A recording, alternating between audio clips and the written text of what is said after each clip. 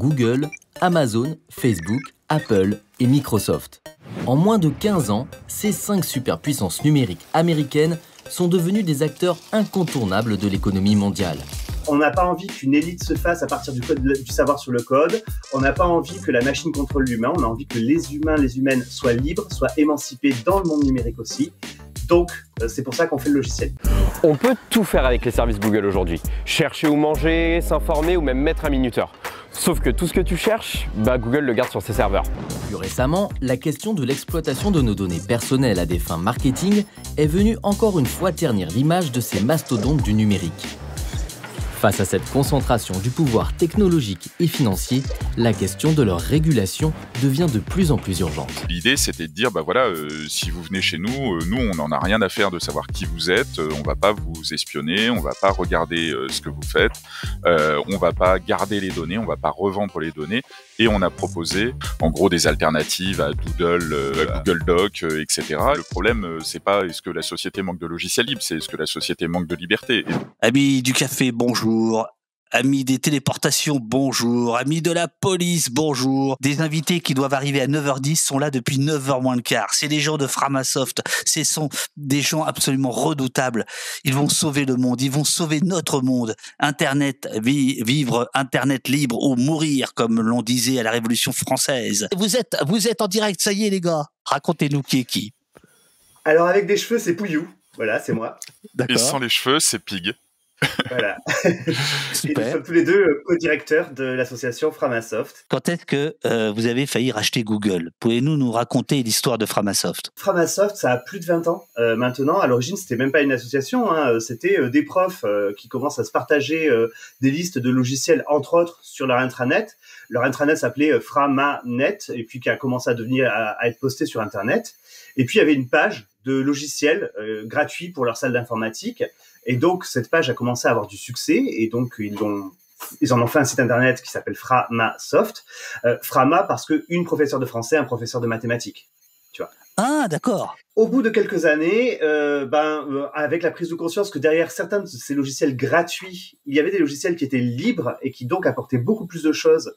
Parce qu'en fait, l'idée, c'était de dire, c'est pas le logiciel qui est libre, c'est nous, les humains. Bien sûr. Et donc, c'est un logiciel qui, en fait, va faire que l'humain garde le contrôle de la machine.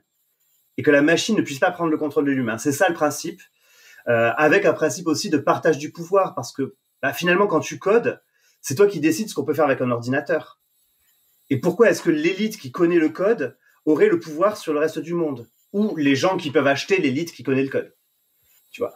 Et donc, le principe du logiciel libre, c'est de dire non, ce pouvoir, on va le redistribuer en garantissant quelques libertés par un contrat légal qui s'appelle une licence libre. Mais ça, c'est pas le plus important. Le plus important, c'est cette philosophie de dire, on n'a pas envie qu'une élite se fasse à partir du savoir sur le code. On n'a pas envie que la machine contrôle l'humain. On a envie que les humains, les humaines soient libres, soient émancipés dans le monde numérique aussi. Donc, c'est pour ça qu'on fait le logiciel libre. En 2014, 10 ans après la naissance de l'association, Framasoft prend un tournant avec sa campagne Dégooglisons Internet. Il faut dire ce que c'était. Est-ce que c'est toujours, puisque il y a une partie des outils que vous avez mis en place à ce moment-là. Effectivement, moi j'ai l'impression que c'est par là que le grand public vous a connu. En tout cas, vous avez élargi votre public. C'était quoi au fond à la fois la philosophie et les outils que vous proposiez? La philosophie, c'était surtout que suite aux révélations d'Edward Snowden, il fallait bien réfléchir à qu'est-ce qu'on voulait comme Internet demain. Nous, on était conscients de ce que posait comme problématique la question de la surveillance sur Internet. Il y avait d'autres associations, typiquement la Quadrature, que tu as déjà invitée, oui, qui en parlaient très bien. Mais une fois qu'on avait dit il y a un problème avec les GAFAM, ok. Et on fait quoi? Concrètement, nous, militants du logiciel libre, on avait des compétences pour se sortir, ou en tout cas pour avoir des pistes pour se sortir de la question de la surveillance. Mais c'était quand même relativement technique, et comme le disait Pouillou, c'était un peu réservé à une élite, quoi.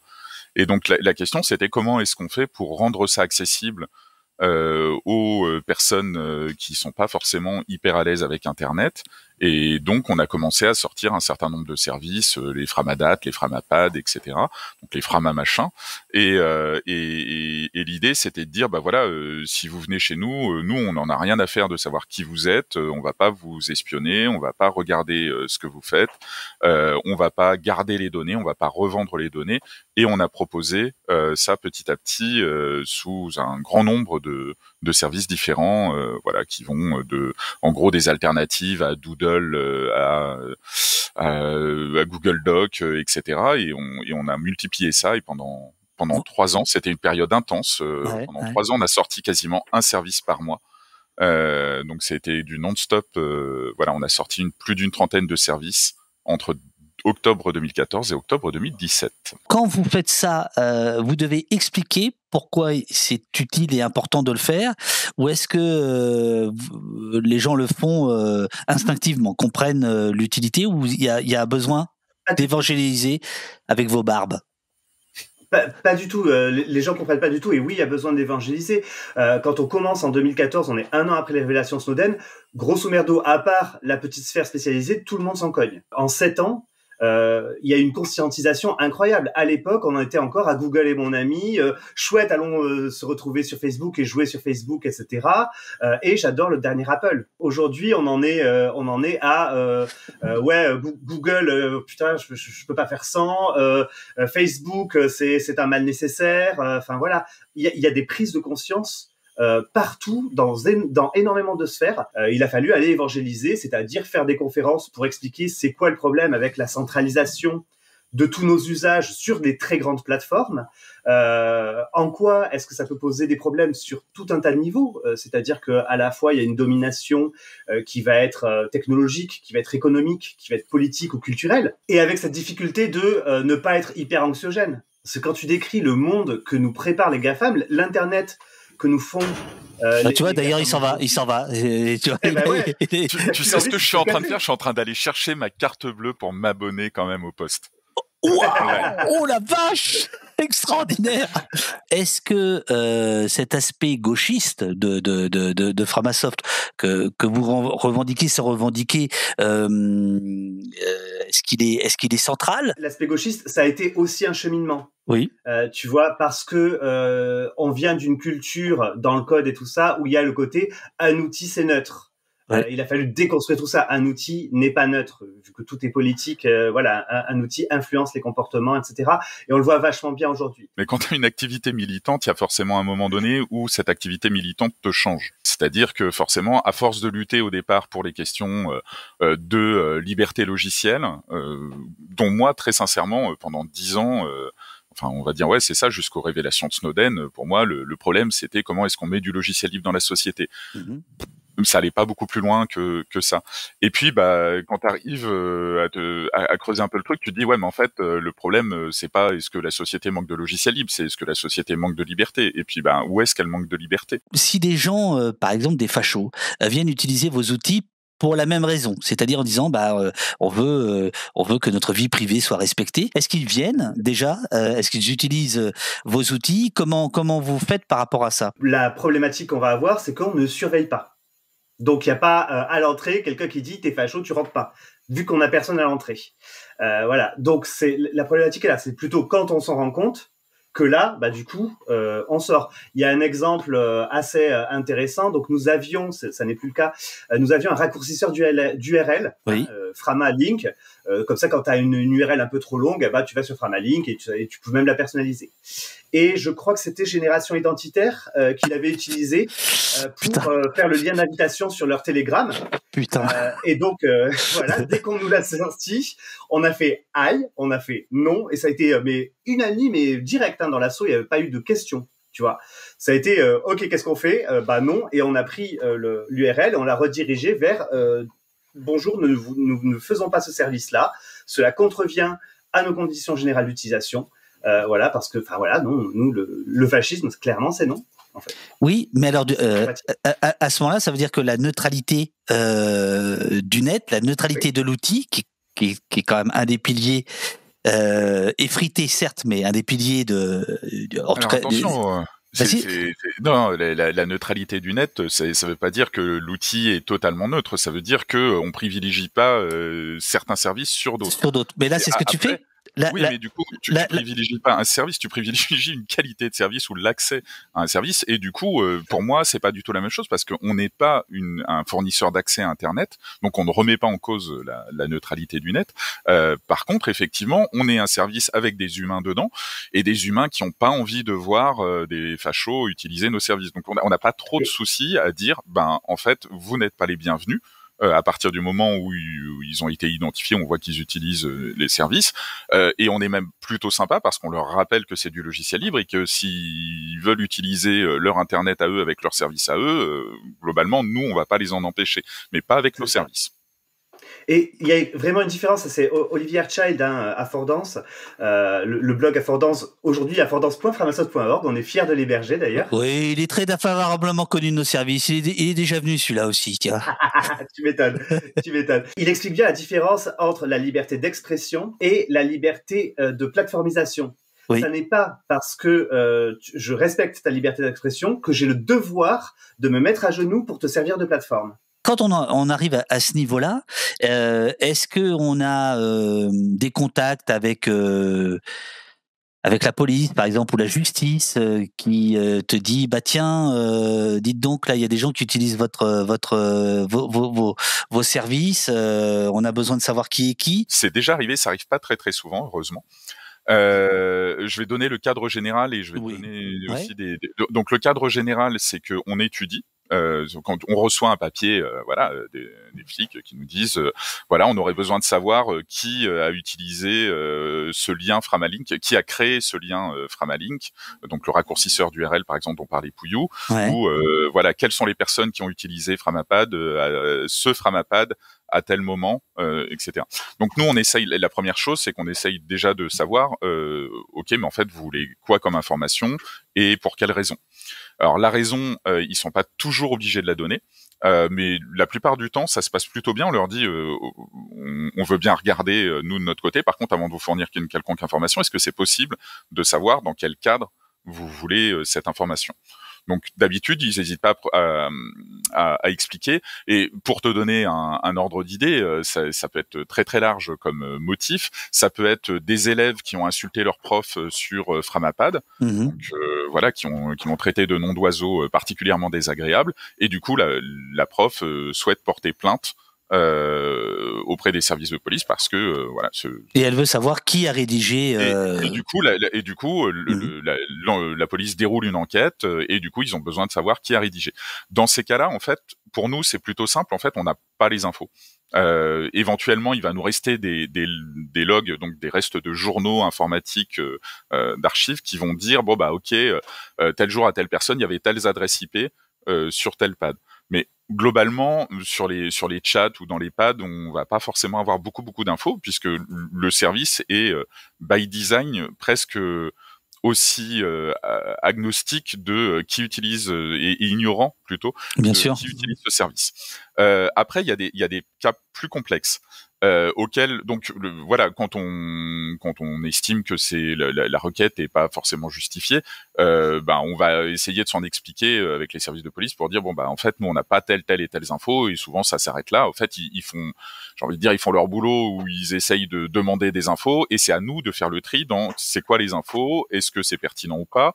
Les flics qui nous diraient on veut les logs de toute une journée de framapad.org, c'est évident qu'on répondra non. En fait, parce que la requête de police judiciaire, elle doit être ciblée. Et du coup, si c'est pas ciblé, on répond pas. On avait un service qui s'appelait Framapic, PIC, qui permettait de déposer des images en ligne. En gros, comme ImageYour ou ce genre de service où tu pouvais déposer une image, donc tu avais pris tes photos de vacances, tu pouvais aller les déposer et partager ça. Tu récupérais une adresse web, tu partageais cette adresse web, il y avait pas de compte à créer, on t'embêtait pas sur il y avait pas de pub, pas de collecte d'informations, etc. Et chiffrement de bout en bout. Et chiffrement de bout en bout en plus des images. Ça veut dire que nous on ne pouvait pas aller regarder quelles images étaient hébergées sur la machine machine. Et donc la problématique qu'on a eu avec ça, c'est que forcément quand il y a ce type de service qui se met en place, il y a des pédophiles qui s'en servent pour mettre des images pédopornographiques. On a géré ça quelque part avec une forme de repli, et donc on a commencé à amorcer une campagne de fermeture de certains services dont on savait qu'ils étaient utiles, mais dont on n'avait absolument pas la capacité derrière à gérer toutes ces problématiques à la fois de modération et de réquisition. Alors là, tu vois, j'apprends quelque chose parce que ce service-là, moi, je l'utilisais.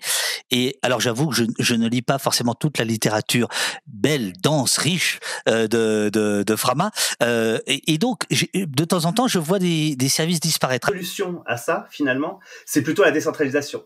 C'est-à-dire que plutôt qu'il y ait un gros, il faut qu'il y en ait plein de petits. Et donc là, c'est là aussi qu'on a entamé ce travail de déframasoftisation, c'est-à-dire fermer certains services, parce que on a tout un collectif qui fait la même chose que nous. Et donc là, c'est le moment d'en parler. Hein, ce sont les chatons. Voilà. Alors quelqu'un voulait justement que tu en parles, les chatons. C'est le collectif des hébergeurs alternatifs, transparents, ouverts, neutres et solidaires. Voilà, le genre d'acronyme complètement... Enfin bon, alors, découvrir le collectif. Il te plaît pas notre acronyme? Déjà, tu critiques les noms des URL, maintenant tu critiques les acronymes. Non, mais Attends, les chatons vont sauver le web, ça, c'est pas la classe, ça? Voilà, je l'ai mis, les chatons. Chaton.org. Bon, là, au moins, l'URL, il n'y a pas besoin de raccourcisseur. L'idée, c'est de se dire que, tu vois, les services, là, dégooglisons, Framasoft n'était pas la première association à le faire, certainement pas la dernière, et que, comme plein de monde commence à venir chez nous, tu vois, c'est comme si on avait fait une épicerie bio autogérée, là, et que tout le monde vient chez nous et qu'il faudrait se transformer en hypermarché. Ce serait complètement à l'inverse de nos valeurs. Donc, plutôt que de faire ça, on va faire un réseau d'AMAP. Donc là, voilà, on a fait un collectif d'hébergeurs qui ont les mêmes valeurs. C'est un manifeste qui est sur le site des chatons. Ces valeurs se transforment en des engagements très concrets. Ça, c'est la charte. Les engagements, c'est pas de publicité, pas de tracking, pas d'outils privateurs sur les serveurs, donc pas de Google Analytics, ce genre, ou Google Fonts, ce genre de choses. Pourquoi il faut pas de Google Fonts? Pourquoi il faut pas de Google Analytics? J'en profite pour dire, je fais ma pub, que oposte.fr n'en a pas, évidemment, mais pour nous, ça nous paraît évident, mais il faut peut-être expliquer pourquoi il faut le faire comme ça. En fait, Google ou les autres d'ailleurs, mais on va prendre l'exemple de Google, a fait tout un tas d'outils extrêmement pratiques pour les gens qui font des sites web. C'est-à-dire, tu veux une police un peu sympa, tu vas sur Google Fonts et puis tu mets le bout de code de Google. Une police de caractère. Non, attends. Une police de caractère. Parce que là, tu viens de dire, si tu veux une police un peu sympa, ça peut prêter à confusion. Une police de caractère. Et on est au poste, donc non. faut faire gaffe quand même. On nous écoute. Enfin voilà, une police de caractère un peu sympa, où tu veux savoir un peu qui vient sur ton site, combien de temps il reste sur la page, est-ce qu'ils vont sur une deuxième page, est-ce qu'ils cliquent sur les liens, etc. Ouais. Tu vas installer Google Analytics et ça va analyser les visites sur ton site, etc. Et ça va te permettre de comprendre si tel article a du succès et tel autre pas. Voilà. Et en même temps, quand tu fais ça, tu donnes accès à Google, à ton site, et à plein d'informations sur ton site, et à plein d'informations sur les gens qui visitent ton site. Ouais, le fameux si c'est gratuit, c'est toi le produit. Et là, c'est la quintessence de ça, quoi. C'est là qu'on met des trackers, des pisteurs, des cookies, tout ce genre de choses, en fait. C'est là que eux, ces gens du web, se servent de notre travail, de nous qui faisons des sites web, etc., des créateurs et créatrices de contenu, pour capter énormément d'attention, de données et de comportement des gens. Donc ça, les chatons ne l'utilisent pas. Ouais. Pareil, dans les chatons, dans les règles des chatons, c'est tu as le droit d'être une entreprise, mais la différence entre la personne la mieux payée et la moins bien payée ne doit pas être de plus de 4. Donc ça limite aussi, parce que ça fait partie des valeurs. Et ça, comment c'est déclaratif, ou vous pouvez le vérifier? C'est déclaratif. C'est déclaratif. Après, on le voit, hein, c'est une organisation. Chaton, c'est quand même une organisation, un collectif dans lesquels finalement les gens se connaissent et se rencontrent. Donc tu le vois vite s'il y en a un qui arrive avec sa Ferrari et qu'il est dans une boîte et que l'autre il vient sur un vieux vélo tout rouillé, tu vas te dire que potentiellement il respecte pas nécessairement le coût du x4 ou x5 en termes de niveau de salaire. Et s'il arrive avec une Ferrari toute rouillée? Alors là, du coup, on peut en discuter. Là, ça devient sympathique. Donc voilà. Et donc l'idée, ça a été de dire, ces services-là, nous, on est trop gros, et du coup, on rentre dans le radar, notamment d'usages criminels, de choses comme ça, où des usages criminels peuvent mettre en péril tout un tas d'autres services utilisés par plus d'1 million de personnes. Donc autant aller chez des petits qui ont leur public un peu plus intimiste, qui vont connaître leur public, leurs usagers, leurs usagères. Et donc là, voilà, il y a aujourd'hui plus d'une centaine de membres dans le collectif Chaton qui proposent du service d'hébergement d'images, de raccourcisseurs d'URL. Donc tout ce que nous, on a fermé, Oui. c'est chez les Chatons. Et aujourd'hui, si tu vas sur framapic.org ou sur frama.link, qui était truc, la page te dit, nous proposons plus ce service, mais vous pouvez le retrouver chez truc, machin ou bidule. Donc, on te renvoie, c'est juste un clic plus loin, en fait. Et c'est vraiment un outil de décentralisation, c'est-à-dire que quand les gens viennent chez nous parce qu'ils se rappellent Framasoft, voilà, on leur dit, continue, c'est juste un clic plus loin, mais tu vas trouver, tu vas décentraliser avec ça. Ah, je vois que Pierre-Yves est plongé. Ah, parce que tu sais, quand je t'ai dit, tu peux répondre au chat, je voulais dire, tu peux lui répondre oralement, parce que. Ah, ok. Tu sais, moi, j'ai pas l'habitude de Twitch. Je viens de donner ma carte bleue à Twitch. Mais oui, mais alors, attends, tu sais. Oh, putain, j'ai l'air d'être très désagréable. Mais en fait, tu t'es trompé. T'as pas pris le bon abonnement. T'as pris un abonnement sur Twitch. Il faut prendre un abonnement sur opost.fr, qui est le site internet que nous avons mis en place pour justement nous désamazoniser, comment vous diriez chez Frama, hein, un truc comme ça, tu vois, voilà. Et donc l'abonnement. Sur moi pour faire l'inverse. Rendez ma carte bleue, rends l'argent. Là, je peux pas parce que t'as donné 50% de Jeff Bezos. Si tu réponds dans le chat, tous ceux qui nous écoutent. Non, mais je voulais pas vous couper la parole. Hein, vous étiez en train de discuter. Moi, je répondais tranquillement. Et je répondais à une question qui était du coup, que moi je trouve intéressante, qui était une remarque plutôt qu'une question, qui était de dire ouais, mais moi je trouve que les services de Framasoft, ils sont souvent à la traîne vis-à-vis de ceux des GAFAM, et que globalement ils sont pas forcément innovants, c'est plutôt des copies de services plutôt que de l'innovation. Et je trouve que c'est plutôt vrai. Mais je voudrais quand même nuancer les choses. En fait, on a fait des copies, on a essayé de faire des copies pendant la période des Googlisons Internet, c'est-à-dire ce que je racontais tout à l'heure, pendant 3 ans, tous les mois, on sortait un nouveau service. Et ce nouveau service était une alternative, c'était pas un concurrent, mais c'était une alternative à un service existant. Parce que notre démarche, comme l'expliquait Pouillou tout à l'heure, c'était de dire, en fait, vous utilisez Doodle, vous pouvez utiliser Framadat. Voilà. Et donc, forcément, c'était dans la logique, on copiait les usages pour que les gens puissent se dire, mais moi, j'ai besoin de ce service-là. Bon, ok, je vais pas utiliser le service qui est fait par Google ou par Facebook ou machin. Je vais utiliser autre chose. Et donc, ça, c'est le premier point. Le fait que pendant des années, on a fait ça.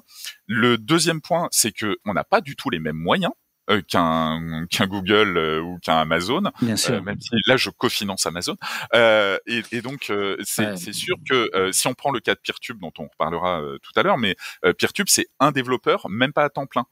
Et donc, il faut pas s'attendre à faire la même chose. Oui, enfin, c'est quand même un génie. Je ne connais pas ce garçon. Moi, je suis d'accord. Moi, je suis d'accord. Un génie. Et le mon troisième argument à cette réponse, à cette remarque plutôt, c'est de dire, en fait, on a quand même essayé de sortir justement parce qu'on se rendait bien compte qu'on faisait parfois du copier-coller en termes de fonctionnalité, etc. Et ça a été de dire, en fait, si on inventait notre propre logiciel, il ferait quoi ? Et du coup, il y a un logiciel qui a vraiment suivi cette ligne-là, un logiciel qui s'appelle Mobilison. Voilà. Et Mobilison, c'était pour répondre à la problématique de se dire, mais en fait, quand on veut militer, quand on veut s'organiser, etc., en dehors des GAFAM, comment est-ce qu'on pourrait s'y prendre ? Et on a fait des choix où on n'a pas copié les GAFAM et on nous le reproche encore aujourd'hui. Typiquement, Mobilison ne s'intéresse pas à l'individu, il s'intéresse au groupe. Donc tu suis des groupes, tu suis pas des individus. Et ça nous paraît. Il n'y a pas de fonction sociale. Tu vois, voilà. On peut pas liker un commentaire, on peut pas suivre le mur d'une personne, on peut pas tout ça. Et donc, c'est parce qu'on s'en fout de savoir qui est le président ou la présidente maintenant de Europe Écologie Les Verts ou machin. Ce que tu suis, ça va être un groupe qui peut être politique, ça peut être un groupe de squat, ça peut être un groupe de cuisine, ça peut être et ce qui nous intéressait, c'était de dire, mais en fait, voilà, quand on veut renseigner des événements sur qu'est-ce qui se passe où, quand, etc. On veut pas de fonction sociale, et 2, on veut de l'identité multiple. Et c'est exactement ce que tu es en train de montrer à l'écran. C'est dans Mobilison, tu n'as pas une seule identité. Parce que moi, les groupes gilets jaunes qui laissaient leur nom et leur prénom dans les groupes gilets jaunes, ça me faisait quand même plutôt mal au cœur. Dans les groupes gilets jaunes Facebook, ça me faisait plutôt mal au cœur parce que je me suis dit, mais je suis un agent de la DGSI, j'arrive, je m'appelle Camille Martin, je rentre dans le groupe et j'ai les noms et prénoms de toutes les personnes et puis je sais ce qu'ils aiment, je sais où ils habitent, etc. Et donc dans Mobilisons, il y a une fonctionnalité qu'on a développée qui n'existe a priori quasiment que dans Mobilisons, où tu peux dire, moi, je vais m'appeler Davdeuf, ou je vais m'appeler David Dufresne, ou je vais m'appeler Zorglub, suivant là où je vais militer. Vous lancez une opération pour 3 ans. Alors là, je suis en train de chercher la page. Attends, je vais vous remettre. Soutenir.framasoft.org. Ouais, c'est ça. La page. Et en fait, juste pour introduire ça, donc avec Dégooglisons Internet en 2014-2017, on a donné des réponses aux individus, des outils aux individus. Les 3 années suivantes, donc Contributopia, ça s'appelait la campagne, mais on se fiche du nom. C'était plutôt des réponses pour les communautés, que ce soit la communauté des chatons dont on a parlé, que ce soit Peertube ou Mobilisons, les communautés peuvent s'en emparer pour créer leur plateforme. Et on s'est dit qu'il manquait une marche entre les deux, entre l'individu et la grande communauté. Il manquait donc le groupe, le collectif, en fait. Et donc là, c'est là qu'on a lancé cette campagne Collectivisons Internet, Convivialisons Internet, et qui est une campagne à l'adresse des collectifs. Parce que le problème, c'est que on a en face de nous un système qui s'appelle donc le capitalisme de surveillance. Capitalisme de surveillance, qu'on soit bien d'accord, le problème dans le capitalisme de surveillance, c'est pas juste la surveillance, c'est le capitalisme. Il faut. Non, mais c'est juste la dernière évolution du Pokémon capitalisme. Il y a des écoles qui disent que le capitalisme de surveillance, si le capitalisme il est un peu malade, il est allé un peu trop loin, faudrait le remettre dans le droit chemin et le soigner. Vous comprenez, un peu de régulation, mais pas trop. Non, si tu vas aux sources du capitalisme de surveillance, affaire privée chez CF Éditions par Christophe Mazuti, aux sources du capitalisme de surveillance. C'est un membre de Framasoft, ceci est de la publicité. Attends. Quand on fait de la publicité, on fait de la réclame, s'il te plaît. Vas-y, voilà, affaire privée, voilà. Bien. Hop, voilà. Bien, voilà. CF Éditions. Si tu vas aux sources du capitalisme de surveillance, tu te rends compte qu'en fait le problème vient vraiment du système capitaliste et que le fichage, le marketing, etc. existait avant la numérisation et l'informatique. Et que la numérisation et l'informatique a juste décuplé de manière exponentielle cela, mais que le problème reste fondamentalement le système capitaliste. Et donc, il y a tout un tas d'associations, il y a tout un tas de petits collectifs qui travaillent à créer des bulles d'oxygène hors de ce système, que ce soit une petite AMAP, que ce soit une asso qui utilise, je ne sais quel sport ou quel loisir pour créer du lien social dans tel ou tel lieu.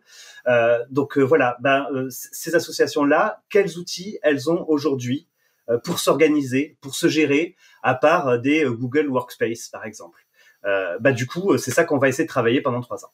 Je ne fais plus de blagues sur les noms. Donc, nous avons Emancipasso. Bon. Nous avons Framaspace, nous avons Eco Network et nous avons Peertube. Alors, Peertube. Attention. Peer.tube. Ah ouais, alors ça aussi. Ouais. John Tube, John Peertube, Peertube, enfin bref. Bon. C'est ça, on est nul en marketing, on va le dire. Il n'y a pas de problème là-dessus. Attends. Pas du tout. 4 millions de visites par mois. Vous êtes les rois du monde avec des noms impossibles. Mais bon, ça montre la qualité de vos outils, quoi. Parce que moi, je pense que vous faites exprès. Mais bref, allez, j'arrête tes conneries. Alors, là, j'ai plus de café, donc je vais me faire un café. Donc, je vous propose que vous continuez à parler. J'adore laisser l'antenne. Et donc, l'idée de Emancipasso, c'est de renforcer les compétences, notamment de certains chatons, ou en tout cas de certaines structures, pour qu'elles sachent mieux accompagner les structures, d'autres structures dans leur dégooglisation. Allez voir le site, c'est tout expliqué. C'est ça. Sur Emancipasso, il y a une question de Clédemy. Est-ce que ça pourrait remplacer un agenda de concert local avec différents contributeurs potentiellement dire intéressés, même anonymement, pour donner une info aux organisateurs? Actuellement, Facebook est encore un des endroits où ça se centralise. C'est Mobilisons en fait, c'est ça. Voilà. C'est Mobilisons qui va répondre à ta problématique de comment publier mes événements, etc. Et il y a un site qui s'appelle mobilisons.fr sur lequel tu peux aller te créer un compte avec différentes identités pour poster tes événements, suivant ta militance et les actions que tu mènes au quotidien. Deuxième projet, Framaspace. Alors Framaspace, c'est le plus gros projet, en tout cas le plus ambitieux qui est sorti Framasoft. Le principe, c'est maintenant, ok, pendant des années, on a essayé de dégoogliser, on va dire service par service. Voilà, tu cherchais une alternative à Google Spreadsheet, on te proposait le Framacal, Google Doc, on te proposait Framapad, etc. Et forcément, la force de tous ces outils, c'est qu'ils sont tous concentrés dans un seul outil. C'est la force de Google, un seul anneau. Pour les gouverner tous. Un anneau pour les trouver. Un anneau pour les amener tous et dans les ténèbres, les lier. Et donc la problématique, elle est double. Il y a une problématique technique de qu'est-ce que Framasoft peut proposer aux associations pour qu'elles puissent se dégoogliser plus facilement. Ouais. Donc là, c'est vraiment l'asso, ça peut être je dis asso, mais on est bien d'accord, c'est collectif au sens large, et notamment collectif militant. Et donc, ça peut être un collectif de squat. Ce qui exclut les entreprises. Tout à fait. Sur Framaspace, on exclut les entreprises. Voilà. Et on exclut même on va dire les collectivités ou les services qui dépendraient des ministères, typiquement éducation nationale, etc. En gros, on leur propose du cloud, cette fois-ci plutôt associatif et militant. Oui, on exclut. Oui, parce que du coup, ça nous coûte un bras. Oui. Très clair. Et donc l'idée, c'est de dire, donc il y a un projet technique derrière, de dire, proposons des services, un service de cloud. Donc il y a 50 gigas. Proposés aux associations pour qu'elles puissent collaborer. Sur le site, c'est 40. Oui, 40, pardon. 40, tout à fait. C'est qu'on était parti de 50, mais ça pourra bouger. Donc 40 gigas et 50 comptes max pour des structures, voilà, qui veulent collaborer. Et donc nous, l'idée, c'est de dire, il faut qu'on arrive à proposer donc un service de cloud. Donc, on a basé sur un logiciel libre qui s'appelle Nextcloud, qui permet à la fois de partager des fichiers, de gérer un agenda, de partager des contacts, de synchroniser tout ça sur ton smartphone et de faire de la rédaction collaborative en ligne, si tu veux. Et de la visio aussi. Et de la visio, tout à fait. Du coup, ça permet, en gros, c'est un outil un peu tout en un. Et qu'on met à disposition. Voilà, pour l'instant, on va ouvrir donc 250 comptes. Et là, l'objectif, c'est d'aller à 10 000 comptes associations, donc potentiellement jusqu'à 500 000 personnes qu'on va héberger. Donc, je pense qu'on va devenir des plus gros hébergeurs. D'ici 3 ans, on va devenir des plus gros hébergeurs Nextcloud de France, en tout cas, peut-être d'Europe. Il restera des Shadow, des boîtes comme ça qui le feront. Mais en tout cas, c'est bien parti pour être quelque chose de très important. Donc, il y a un projet technique un peu dans la lignée de dégooglisons Internet. Mais il y a un projet politique derrière. Et je veux bien qu'on prenne 1 minute sur le projet politique. On va prendre 1 minute, même 2, même 3. On a tout notre temps. Le projet politique derrière, c'est que on parlait tout à l'heure de l'évolution un petit peu politique de Framasoft ces dernières années. Et en fait, on est plus ou moins convaincu dans l'assaut que globalement l'état du monde se dégrade et que un des acteurs qui permet de résister à cette dégradation du monde, appelons ça, vous pouvez appeler ça effondrement ou comme vous voulez, mais en tout cas, le monde se porte moins bien aujourd'hui qu'il y a quelques années. C'est un avis perso, mais du coup, un des acteurs qui permet de résister à ça, ce sont les associations.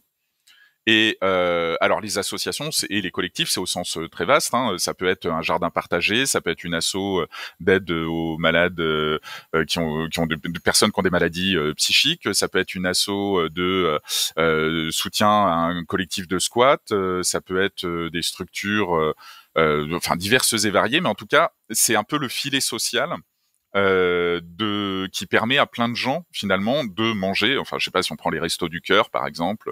Voilà, on a besoin de structures associatives dont l'objectif n'est pas de faire du pognon et dont une mission peut être, en tout cas c'est le cas pour beaucoup d'associations, de mettre en œuvre de la solidarité. Et on va dire de faire progresser la justice sociale et le progrès social. Donc ça, c'est le côté gauchiste. La problématique, c'est que ces associations, elles sont de plus en plus attaquées. Les adversaires des associations, donc qui peuvent être le gouvernement, qui peuvent être les entreprises, etc.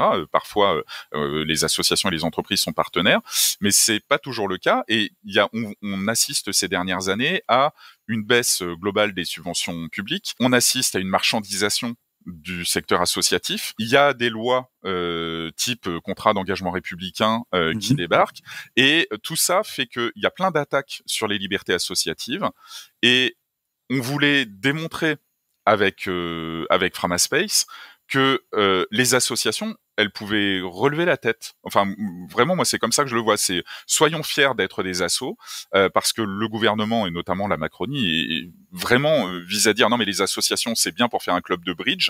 Par contre, une association, je sais pas, de droit au logement ou tiens, on va parler d'une association dissoute, le collectif contre l'islamophobie en France, ou une association qui est en cours de dissolution, qui est le Bloc Lorrain, qui est une association Antifa du côté de Nancy. Ces associations-là, elles se tiennent passage, sans faire de... Bien. En faisant un tout petit clin d'œil. Placement produit. Et voilà, placement produit. Et du coup, ces associations, en gros, le gouvernement veut des associations qui se tiennent sages. Et nous, ça nous pose un vrai problème parce que les associations, pour nous, c'est à la fois un filet de sécurité dans ce contrat social qui est mis à mal entre c'est quoi vivre ensemble, en gros quand ça va mal, du coup on peut faire preuve de solidarité et c'est dans les associations qu'on va souvent trouver de la solidarité. Encore une fois, je recite Restos du Cœur, Ligue des droits de l'homme, Droit au logement, etc. Enfin, il y a plein d'associations de ce type-là. Et le deuxième étage, là où vivent les associations et là où elles ont un rôle à jouer, c'est en tant que, on va dire, structure qui préfigure la société de demain. Alors, désolé, c'est peut-être un peu perché, mais il y a un moment donné où c'est les associations qui viennent faire contre-pouvoir, qui vont dire on n'est pas d'accord. Alors là, du coup, je sais pas, L214 sur la question de l'antispécisme. Il peut y avoir plein de structures comme ça qui font bouger les lignes dans la société. Et le gouvernement, à la fois l'actuel, mais les précédents n'étaient pas beaucoup mieux là-dessus. Il y a vraiment une volonté de dire les associations, vous restez à votre place. Ce qui compte, c'est les entreprises, et ce qui compte, c'est la loi et l'ordre. Et la vraie difficulté derrière, c'est que pour moi, c'est un avis perso encore une fois, mais le mouvement, des associations en France se porte assez mal en ce moment, notamment avec l'inflation, la crise, etc., les baisses de subventions, enfin tout augmente pour les associations qui souvent ont un budget qui est carrément souvent à l'os, sur lesquels il y a très peu de marge. Et du coup, on a vraiment cette difficulté-là à se dire, non mais en fait les associations, c'est un truc de pauvres. Et du coup, vu qu'on est un truc de pauvre, on nous a ringardisé. On nous a dit non mais les assos vous êtes pas sérieux, un truc sérieux, typiquement Framasoft, voilà vous avez 4 millions de visites par mois, faites une coopérative, faites une SAS, montez une rentrez dans le SSE, voilà. Dans l'économie sociale, solidaire et écologique, mais économie d'abord. Le social, solidaire et écologique, on verra après. Et donc, on a de toute façon cette problématique-là dans le milieu associatif de se dire oui, mais en fait, nous, on est une association, on fait avec ce qu'on a, machin, etc. Et ce que Framasoft a voulu faire avec Framaspace, c'était un petit peu de poser un acte politique et de dire, mais en fait, on est en capacité en tant qu'association, de faire par nous-mêmes. Et on n'est pas obligé d'aller utiliser les services de Google, des grosses entreprises qui en plus sont pas cohérentes avec nos valeurs. Les valeurs de Google, c'est pas celles de la Ligue des droits de l'homme. C'est pas celle de L214, c'est pas celle des Restos du Cœur. Je dis pas que il y a des fondations, il y a une fondation Google qui file des millions chaque année, mais c'est clairement j'allais dire du greenwashing, en tout cas de l'entreprise washing, mais derrière ils font vraiment de l'éthique washing, mais clairement ils font bien de la merde à côté. Donc la problématique c'était comment est-ce que les associations peuvent répondre aux besoins des associations. Et je pense qu'il n'y a pas beaucoup de structures qui font ça. Il y a des structures qui aident des associations. Je sais pas, Helloasso par exemple, une start-up qui permet à des associations d'aller faire de la collecte de dons, etc. Mais ça reste une start-up. J'ai rien contre Helloasso, mais ça reste une start-up. Et du coup, pour moi, il y avait vraiment la volonté d'avoir un geste politique et on s'est dit mais c'est ça qu'il faut, c'est qu'il faut montrer que en tant qu'association on peut s'entraider et on est capable de faire les choses par nous-mêmes. Quand on préparait l'émission, Pierre-Yves, tu me parlais même de rétrécissement démocratique et que les associations étaient en première ligne, première victime de ce rétrécissement démocratique. À quoi tu faisais allusion ?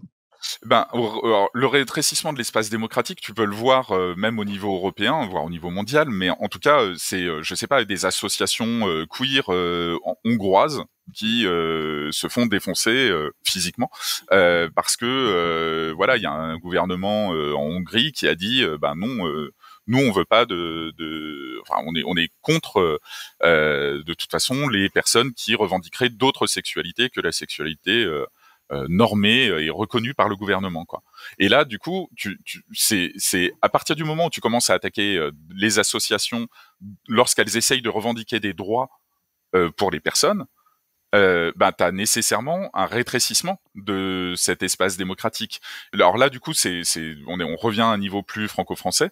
Alternatiba Poitiers avait perçu des subventions, a perçu des subventions de la mairie, notamment de la mairie de Poitiers. Écolo. Et voilà, tout à fait, mairie écolo. Et dans cette logique-là, ils ont choisi de monter des ateliers de désobéissance civile. Et on n'est pas sur un truc nécessairement extrêmement vénère. Mais c'est comment est-ce qu'on s'auto-organise pour résister à un moment donné à des lois ou à des pratiques typiquement qui pourraient être policières, qui nous paraissent hors cadre, abusives. La problématique, c'est que le préfet donc a demandé le retrait de la subvention à Alternatiba Poitiers. Donc il a écrit à la mairie de Poitiers pour dire merci de retirer cette subvention sous prétexte donc l'association Alternatiba Poitiers n'aurait pas respecté le contrat d'engagement républicain, je vais y revenir, et donc n'a plus droit. Du coup, cette association demandait à ce que cette association n'ait plus le droit à la subvention, à ce que lui soit retirée la subvention accordée par la mairie de Poitiers. La bonne nouvelle, je vais tout de suite à la fin. La bonne nouvelle, c'est que la mairie de Poitiers a dit non. On va conserver la subvention qu'on avait fait à Alternatiba Poitiers. Il faut rappeler, ce contrat d'engagement républicain, il est passé... C'est ça. Il est issu de la loi séparatisme et très sincèrement, nous n'avons pas été à la hauteur de l'enjeu. Nous l'avions été sur la loi sécurité globale qui précédait et on s'est fait un peu endormir sur la loi séparatisme dans laquelle il y a des choses comme celle-ci, le contrat d'engagement républicain qui visait officiellement à cibler des associations considérées comme islamistes, mais en fait ça s'applique à la preuve à toutes les associations. Donc le contrat d'engagement républicain, en moins d'une minute, c'est assez simple, c'est un document que chaque association qui veut toucher des subventions publiques doit signer. Et dans ce document, il y a 7 points qui paraissent très jolis, genre je m'engage à respecter la laïcité, je m'engage à respecter la diversité, etc., à bien répartir, à bien donner la parole à tous mes adhérents et adhérentes dans ma structure, etc. Donc 7 points assez courts. Et le problème, c'est que ces points, ils sont tellement flous qu'ils peuvent être interprétés de façon très très large. Et notamment, nous, il y en a un, donc Framasoft n'a pas signé le contrat d'engagement républicain. Il y a un point qui dit, vous vous engagez à respecter les symboles et la devise de la République. Donc le drapeau, l'hymne national et liberté, égalité, fraternité. Quand je pense en mon fort intérieur que les libertés sont de moins en moins respectées, j'ai envie de pouvoir critiquer la devise française. Et donc à Framasoft, on s'est regardé, on s'est dit, mais en fait, on va pas signer un papier qui dit que on aime la Marseillaise, quoi. Enfin, je veux dire, ça reste un chant guerrier. Oui, ok, c'est notre hymne national. Je vais pas non plus cracher dessus, mais j'ai envie de pouvoir garder un regard critique et de pouvoir ouvrir ma gueule si j'ai envie de dire que je trouve que c'est un chant guerrier. Alors, on est dans une position privilégiée à Framasoft qui fait que comme on vit des dons et non pas de subventions, on a pu se permettre de dire, ok, on va pas le signer. Mais je me mets à la place de plein d'autres associations que je connais bien. Avec en effet, moi j'ai vu, j'ai reçu mois après mois des courriels de gens qui suivent vos posts, etc., qui sont dans des associations et qui ont vu leurs subventions coupées et donc qui m'ont alerté. C'est pour ça que quand tu m'as dit tiens, ce serait bien qu'on parle de ça, et quand on s'est vu à Lyon aussi, moi j'ai trouvé ça extrêmement important qu'on le fasse, quoi, parce qu'en effet c'est quand même c'est ce qu'on appelle un rétrécissement démocratique quand même. Hein, c'est quand même un recul. C'est quand même un recul. C'est un processus qui est nouveau. Avant, l'État pouvait dire je refuse de soutenir telle ou telle association, c'était ok, mais il pouvait pas dire je reprends la thune. Il y avait pas de rends l'argent. Est-ce que c'est une façon pour l'État de dire, moi, État, je me désengage, mais par contre, toi, association qui vient finalement me remplacer là où je suis défaillant, tu dois agir comme l'État agirait, c'est-à-dire au nom de valeurs dites républicaines. Est-ce que c'est ça l'idée qu'il y a derrière? Il y a deux choses. C'est comment est-ce que tu fais fonctionner comment est-ce que tu fais marcher des associations ou pas? Parce que pourquoi est-ce que l'État fait ça? L'État fait ça parce que les associations sont son principal adversaire dans la rue. Et sur le terrain médiatique. Concrètement, des gens qui vont râler, je sais pas, je reprenais L214, on peut parler de la corrida, de machin, enfin des sujets d'actualité, c'est les associations qui agissent. Et ce qui pose problème au gouvernement, c'est que du coup, ça fait du bruit. Et donc, il y a le contrat d'engagement républicain, mais je pourrais te parler du contrat impact social, qui est encore une belle saloperie pondue, cette fois-ci sous la Macronie, si je dis pas de bêtises. Donc c'est ça vient d'Angleterre, c'était les Social Impact Bond, qu'en fait, les associations, elles vont être financées maintenant par les entreprises qui vont choisir les projets des associations qu'elles veulent soutenir.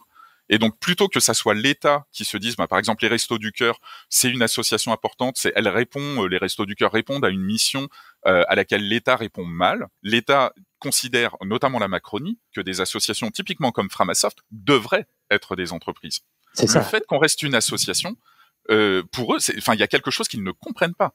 Enfin, on discute, Pouillou confirmera, on discute régulièrement avec des instances politiques diverses et variées, et dans les ministères, ils disent non, c'est très bien votre truc, mais vous êtes une asso, donc en gros, c'est pas sérieux. Il faut passer à l'échelle maintenant. Maintenant, c'est ça. Il faut scaler. Voilà. Jojo Lafrite qui disait vous êtes à but non lucratif, c'est mal. Et effectivement, c'est vraiment on vient mettre un petit caillou dans le pied de la Startup Nation. Et je vais aller me chercher un autre café parce que moi j'en manque de café, mais vous êtes passionnants les gars, c'est super. Donc le troisième projet, vas-y, ouais. Alors les illustrations et les troisième projets, ouais. David Révoy, c'est vraiment un bonheur de travailler avec cet illustrateur. On travaille avec lui depuis 2017 et il illustre tout ce que produit Framasoft aujourd'hui. C'était hyper important pour nous en fait d'avoir un imaginaire positif. Parce que on a tellement décrié ce que faisaient les GAFAM et d'être en résistance contre, etc., que du coup on passe plus de temps à dépeindre le monde horrible qu'il nous dessine que de dépeindre le monde joyeux vers lequel on veut tendre. Donc, on s'est dit, non, il faut aller vers ça.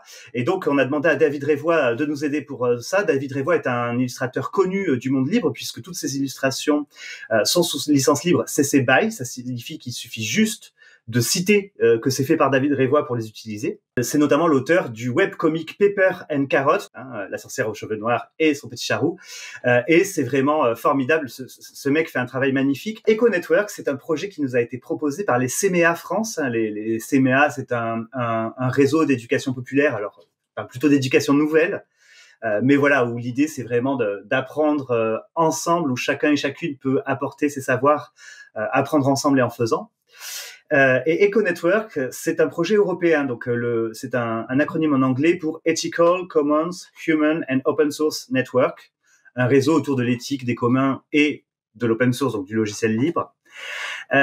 L'idée, c'est de se dire que c'est bien de voir entre franco-français ce qu'on sait faire autour d'accompagner les gens vers du numérique un peu plus éthique, mais comment ça se passe dans les autres pays. Donc, rencontrons-nous. Donc là, il y a 7 associations qui viennent de 5 pays différents, France, Belgique, Allemagne, Croatie et Italie. Ces associations ont tout en commun d'accompagner des gens dans une transition numérique et notamment d'accompagner des citoyennes et des citoyens. Voilà. Et à la fois, elles accompagnent ces citoyennes et des citoyens et elles s'accompagnent elles-mêmes parce que, voilà... s'émanciper des outils des géants du web, c'est complexe. Et donc l'idée, ça va être en 2023, on va faire des visites d'études dans chacun des pays pour justement échanger sur comment est-ce qu'on s'émancipe numériquement et comment est-ce qu'on accompagne nos publics, les citoyens et les citoyennes à s'émanciper numériquement, avec les difficultés que l'on rencontre, avec les spécificités. Est-ce que les lois sur l'hébergement sont les mêmes en France et en Croatie? Est-ce que il y a un réseau de chatons en Allemagne? Sinon, qu'est-ce qui empêche? Donc voilà. Et une fois qu'on aura fait ces visites d'études en 2023, eh bien en 2024, on va essayer de retirer la substantifique moelle de tout ça en créant des ressources que tout le monde pourra utiliser ensuite. Alors, il y a plein de ressources qui vont être créées, que ce soit un plaidoyer pour les politiques, ou que ce soit un annuaire finalement des personnes, des organisations qui aident à la transition numérique, ou même des ressources pédagogiques pour faciliter les transitions vers du numérique émancipé. Voilà pour EcoNetwork. Le 4e projet qui me tient particulièrement à cœur, puisque nous, au poste, on l'utilise massivement désormais, c'est Peertube.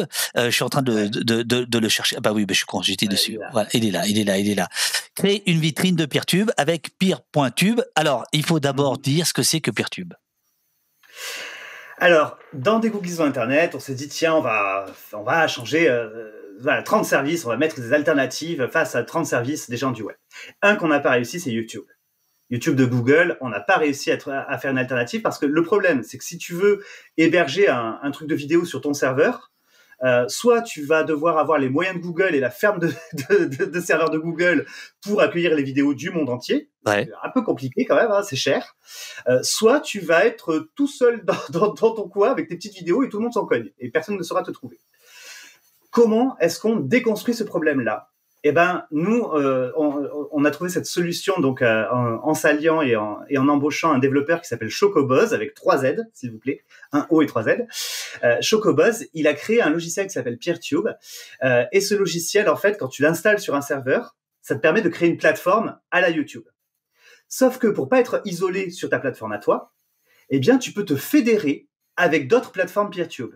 Et donc, tes vidéos, elles sont sur ton serveur à toi, mais tu peux afficher les vidéos des copines et des copains, donc augmenter ton catalogue vidéo, donc c'est vachement plus intéressant pour tout le monde, tu vois, sans héberger leurs vidéos.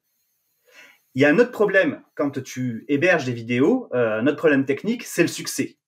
Si tu as une vidéo qui buzz, tu vas avoir, 1000, 2000, 50 000 personnes qui, en même temps, vont aller dans le tuyau de ton serveur pour prendre le fichier vidéo, pour télécharger le fichier vidéo. Ouais. Ah bah, ça fait un embouteillage, ça rentre pas. Les tuyaux, à un moment donné, sont limités.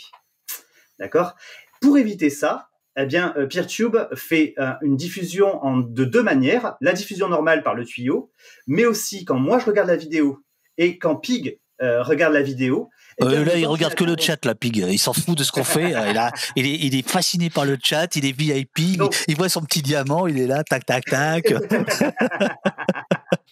Donc, si moi et toi, David, on regarde. Et puis aussi, tu es VIP, hein, figure-toi. Merci beaucoup. Oh bah, c'est la moindre des choses. Donc, si toi et moi, on regarde la vidéo en même temps, nos ordinateurs vont s'échanger des petits bouts de fichiers, hein, c'est un truc qui est connu depuis les débuts d'Internet, ça s'appelle le pair à pair, voilà. Et du coup, en s'échangeant des petits bouts de fichiers, eh bien, tout le monde ne va pas dans le gros tuyau, vu que quand il y a plein de gens pour regarder la vidéo en même temps, il y a plein de partages en pair à pair.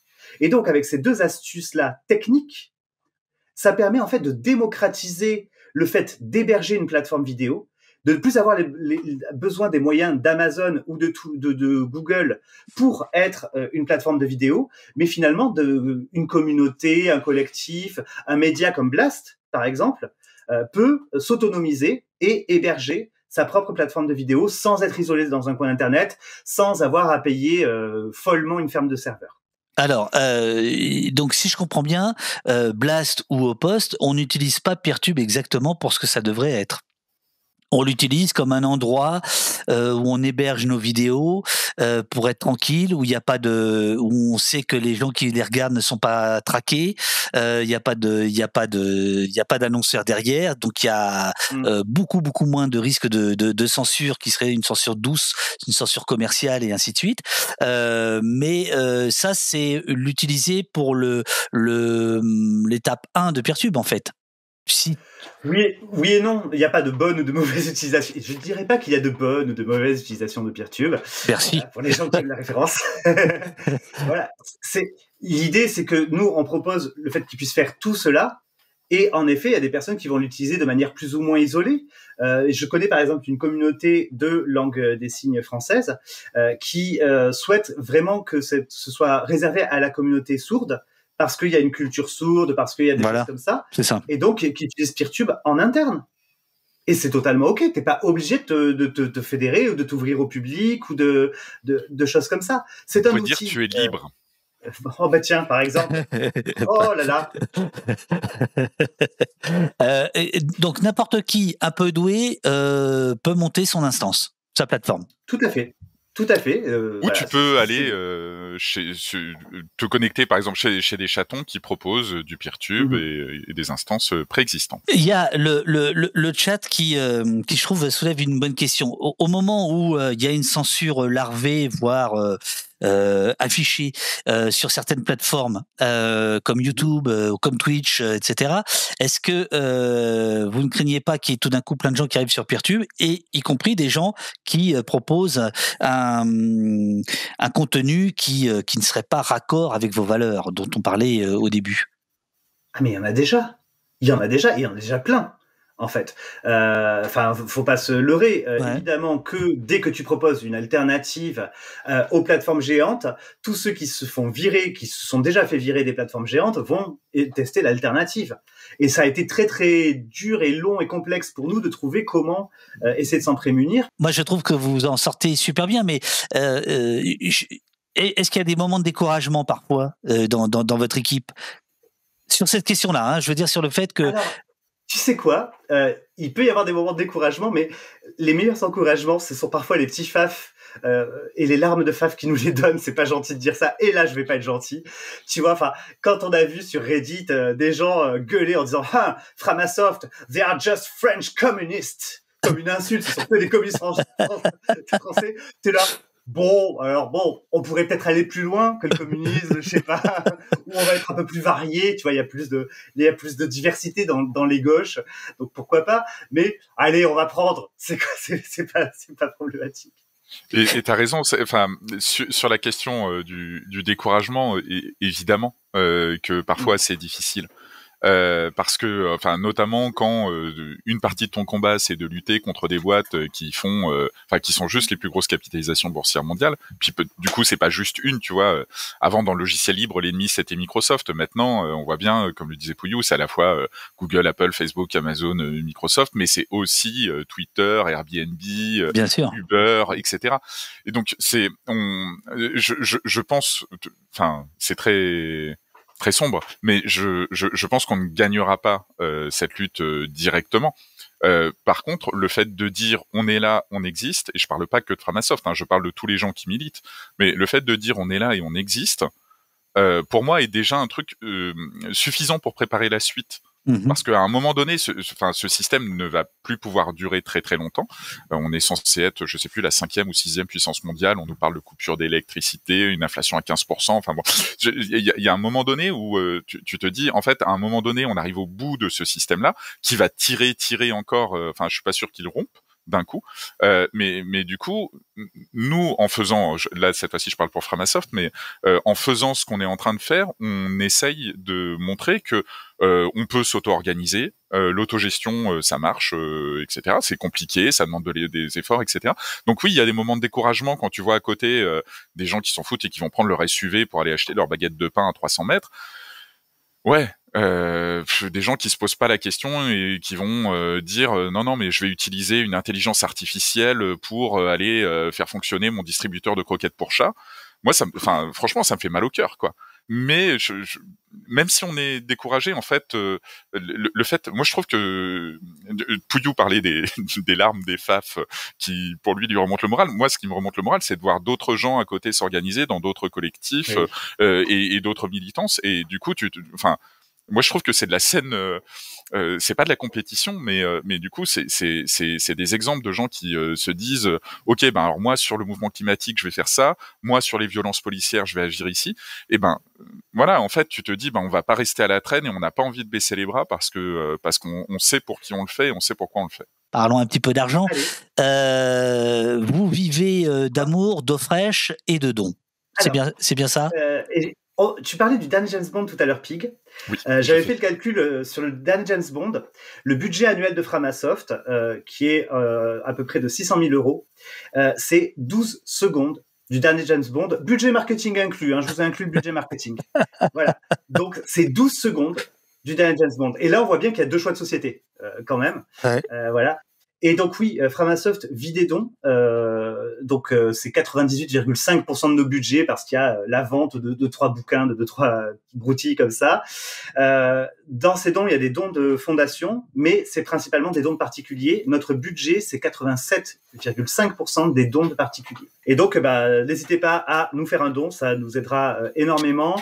Si tu remontes un peu, on peut voir là. Non, mais c'est marrant parce que je vois le logo, je vois le slogan, parce que libre ne veut pas dire gratuit.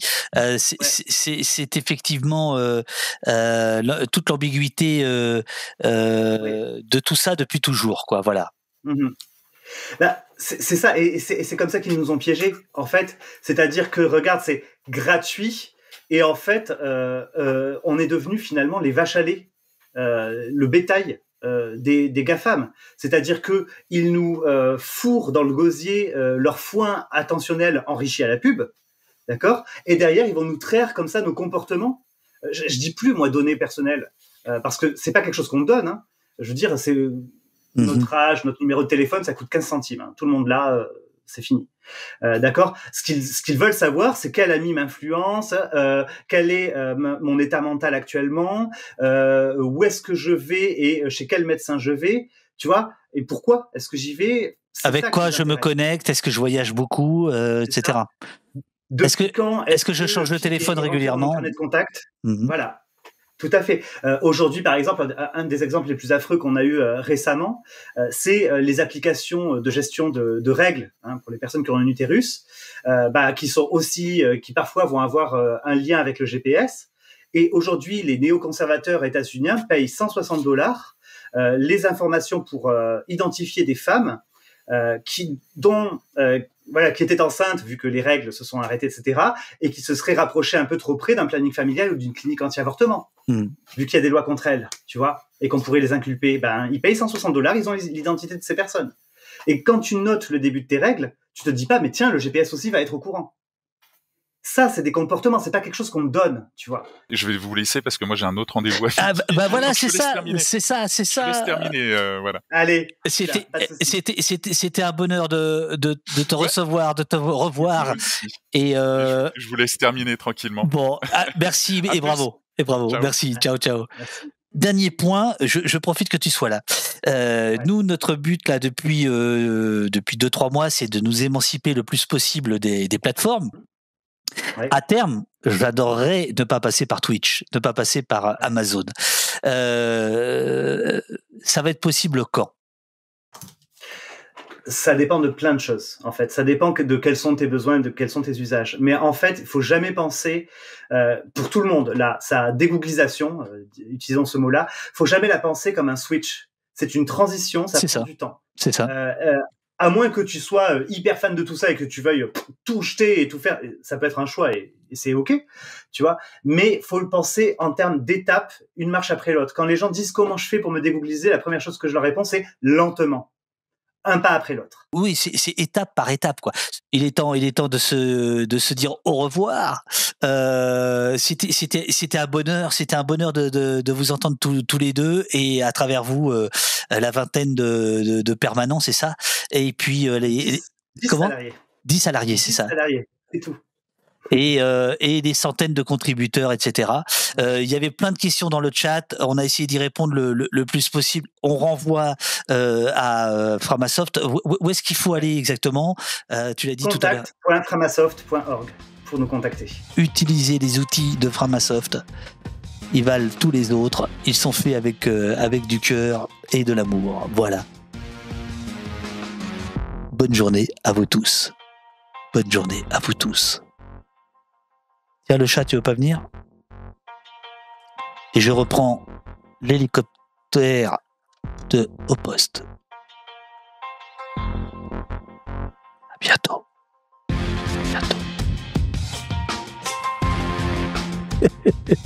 Attention, je vais couper là. Je pense que c'est une bonne image de fin. 5, 4, 3, 2, 1...